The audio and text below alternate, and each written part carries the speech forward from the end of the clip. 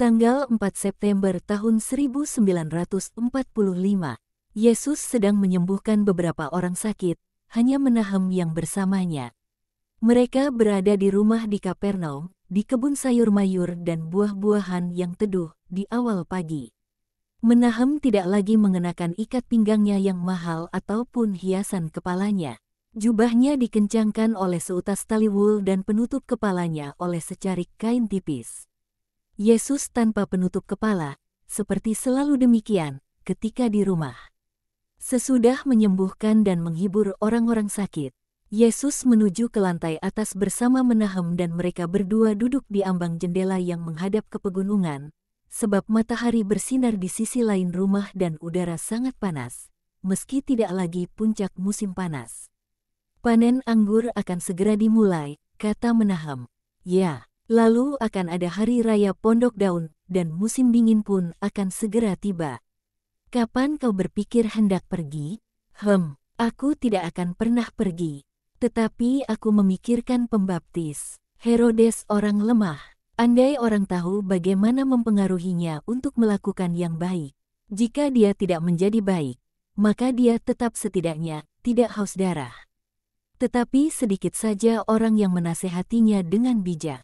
Dan perempuan itu, tetapi aku ingin tinggal di sini sampai para rasulmu kembali.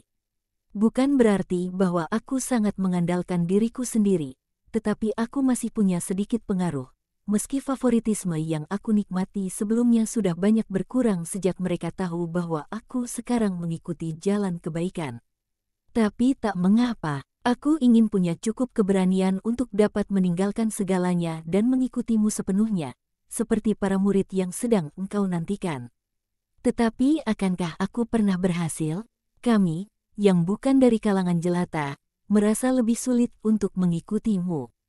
Mengapa? Sebab tentakel-tentakel dari kekayaanmu yang malang itu menahanmu.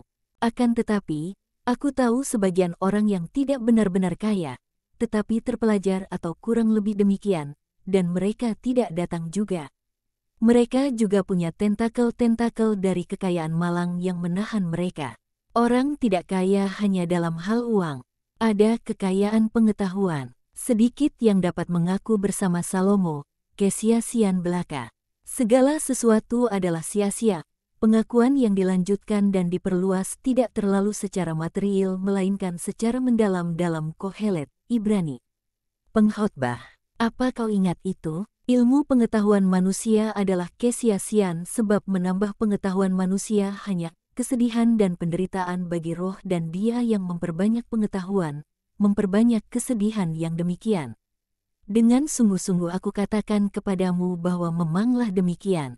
Dan aku juga katakan padamu bahwa adalah tidak akan demikian jika ilmu pengetahuan manusia ditopang dan dikendalikan oleh kebijaksanaan rohani dan kasih suci kepada Allah. Kesenangan adalah kesia-siaan, sebab tidak berlangsung lama, melainkan segera berlalu sesudah terbakar, meninggalkan abu dan kekosongan.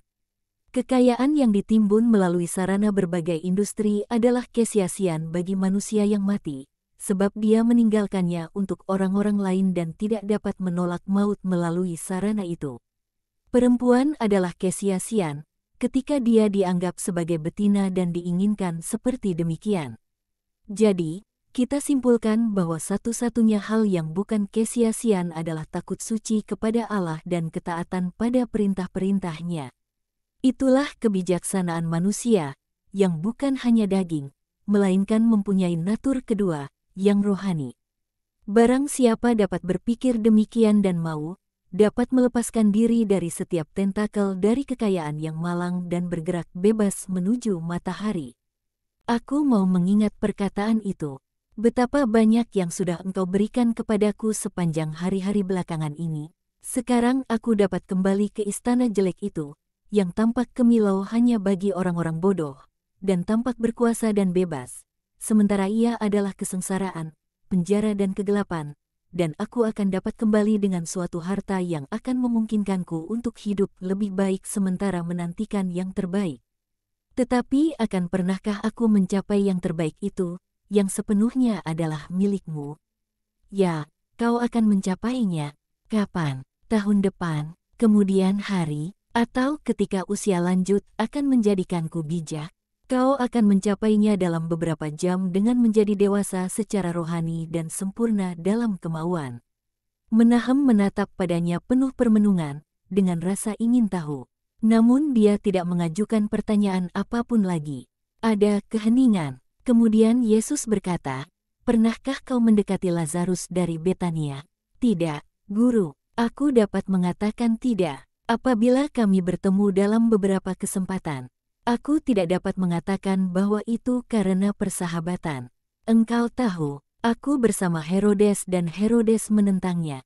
Jadi, Lazarus sekarang akan menemuimu dalam Tuhan, di luar hal-hal yang demikian. Kau harus berusaha untuk mendekatinya, sebagai seorang rekan murid. Aku akan melakukannya, jika engkau menghendakinya." Suara-suara gelisah terdengar di kebun. Mereka bertanya dengan cemas, "Guru, Guru, apakah ia di sini?" Suara merdu Nyonya Rumah menjawab, "Ia di lantai atas."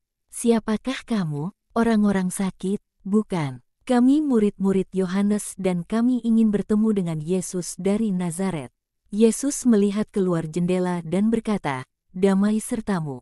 "Oh, itu kamu, masuklah." Mereka adalah ketiga gembala, Yohanes, Matias dan Simeon. "Oh, Guru," kata mereka mendongak ke atas menunjukkan wajah duka mereka. Bahkan melihat Yesus pun tidak menggembirakan mereka. Lalu dia menjadi kaku dan gelora hatinya terungkap melalui gerak mekanis dari tangan kanannya yang meremas tali jubahnya, dan tangan kirinya yang tanpa sadar mencari belatinya, dan menahan menggelengkan kepalanya mengasihani akal budinya yang lemah, yang tidak ingat bahwa dia sudah mengingkari senjata demi menjadi murid dari guru yang lemah lembut, dekat dengan Mesias yang lemah lembut. Yesus membuka mulut dan matanya kembali. Wajahnya, matanya, suaranya sudah kembali ke kemuliaan ilahi yang biasa padanya. Hanya suatu melankolis mendalam yang diperlembut dengan damai melingkupinya. "Mari dan ceritakan padaku, sebab sejak hari ini kamu akan menjadi milikku." Dan ia membawa mereka masuk ke dalam ruangan, menutup pintunya dan menutup sebagian tirainya, untuk meneduhkan terang dan mendapatkan atmosfer yang terpusat pada duka cita dan kesyahduan wafat pembaptis, dan untuk membuat suatu sekat antara kesempurnaan hidup yang begitu rupa dengan dunia yang rusak. "Bicaralah," katanya kepada mereka. Menahem masih terpaku. Dia dekat kelompok itu, namun tidak mengucapkan sepatah kata pun. Hari itu adalah malam pesta. Peristiwanya tak disangka-sangka. Hanya 2 jam sebelumnya Herodes berkonsultasi dengan Yohanes dan dengan sangat baik mempersilakannya pergi. Dan baru saja sebelum pembunuhan, kemartiran, kejahatan, pemuliaan, Herodes mengutus seorang pelayan dengan buah-buahan sejuk dan anggur yang langka untuk sang tahanan. Yohanes membagikan semuanya kepada kami. Ia tidak pernah mengubah mati raganya. Hanya kami yang ada di sana. Terima kasih kepada Menahem, kami berada di istana sebagai pelayan dapur dan pemelihara kuda. Dan itu merupakan suatu kasih karunia sebab kami dapat selalu melihat Yohanes kami. Yohanes dan aku sedang di dapur, sementara Simeon mengawasi di kandang-kandang guna memastikan bahwa tukang-tukang kuda merawat kuda tunggangan para tamu dengan benar.